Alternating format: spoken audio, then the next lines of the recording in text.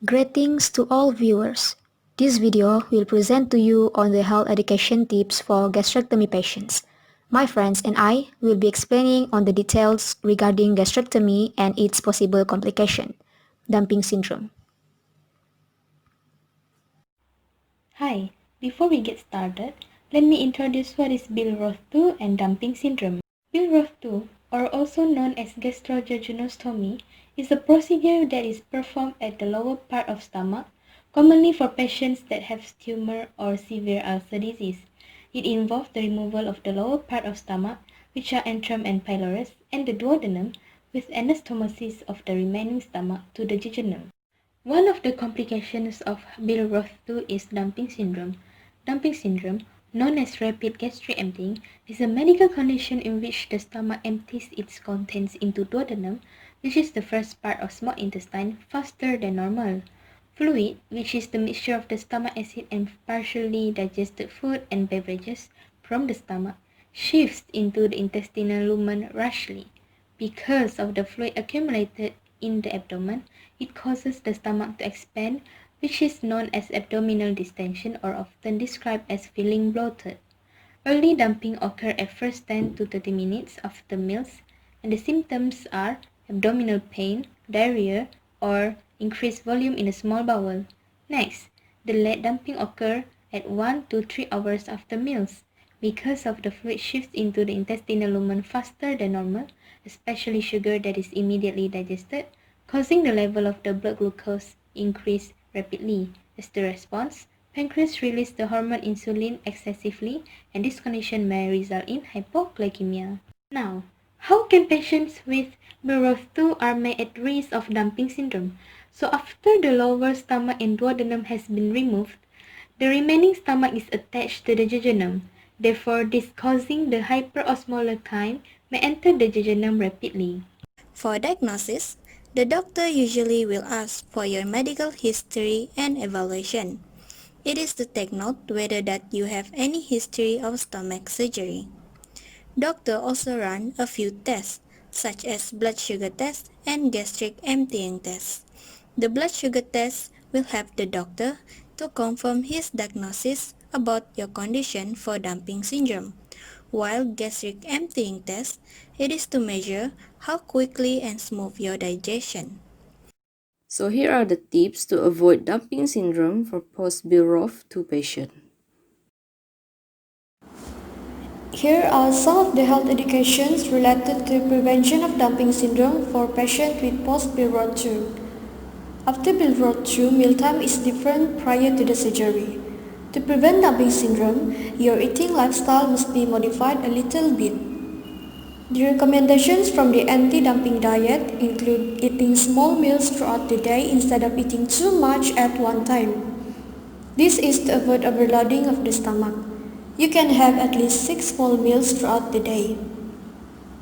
Second, eat more slowly and chew your food thoroughly to ease digestion and to prevent food to pass through the digestive system too fast. While eating, make sure to sit upright and avoid drinking fluids with meals.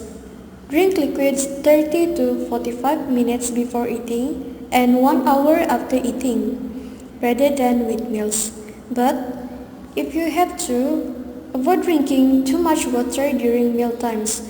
You have to limit fluid intake to 4 ounces during meal times.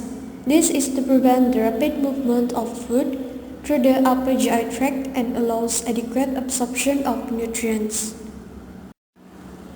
After eating, resting for 15 minutes is recommended to decrease movement of food from the stomach to the small intestine. In terms of diet, you have certain foods to avoid and also foods that is best and suitable with your digestive system condition. A diet high in protein and low in sugary foods is the best. The example of foods you should avoid after Billroth 2 are like sweets and sugars, and foods that are too hot or too cold, as these foods may cause dumping symptoms. Same goes to products that contain lactose because it also causes cramping and diarrhea as these two conditions are among the symptoms of dumping syndrome. The table diagram attached is the examples of food that is good for post-birth 2 patients and foods that they need to avoid in order to not develop any dumping syndrome symptoms. Since bariatric surgery may cause limits absorption of certain nutrients, so consumption of supplements such as iron, calcium and vitamin B12 may be necessary for the patient to prevent body from insufficient nutrient.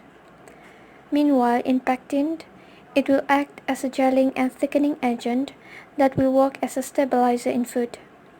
Based on a study published by Gastroenterology, it was found that adding 14.5 grams of pectin to 50 gram oral glucose load prevented hypoglycemic symptoms in patients who underwent gastric surgery, and it also helped maintain blood glucose levels above the control levels by 64% 90 minutes after eating.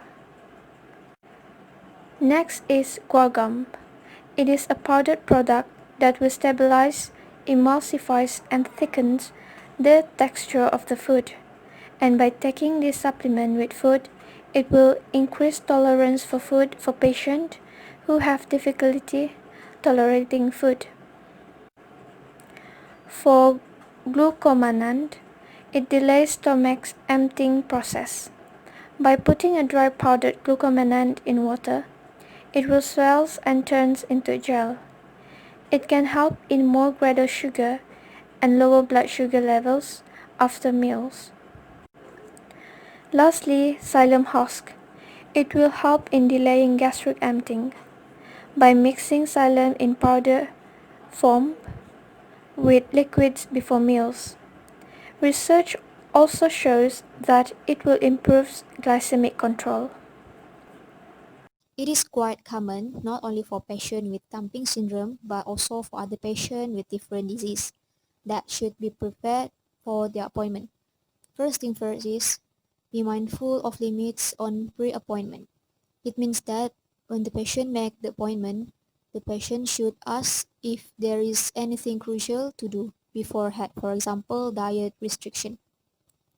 Secondly, the patient needs to jot down all the symptoms occurred, including any that may seem unrelated to the reason for appointment, so that the doctor can take a further action for any possibility of another illness. Besides, list all the medication intake. For instance, the vitamins or other supplements that patient take, including the dosage itself. Moreover, write key personal details down. The patient needs to list all the problems they face, including major stresses and recent life changes. Last but not least, the patient should bring along the family member or friend to help them in something they didn't familiar with and for accompany the patient as well. So let's say this patient who had underwent birth 2 surgery is threatened with dumping syndrome. What can they do? So the doctor may prescribe them with senvastatin, which is also known as octreotide. Octreotide is a type of antidiarrheal drug which can be administered through subcutaneous injection or intravenous injection. Octreotide can slow the emptying of food into the intestine. Next, this patient might need to limit their alcohol consumption as alcohol may contain substances that can accelerate the gastric emptying. And here are the signs and symptoms of dumping syndrome. One of them is feeling bloated or too full after eating, nausea, vomiting, flushing, diarrhea, dizziness, abdominal cramps, and rapid heart rate. So, to summarize all the contents of the videos just now, immediate checkup is necessary for signs and symptoms if dumping syndrome persisted. And of course, lifestyle and diet play as the most important role in preventing dumping syndrome. Thank you for watching the video. Bye-bye.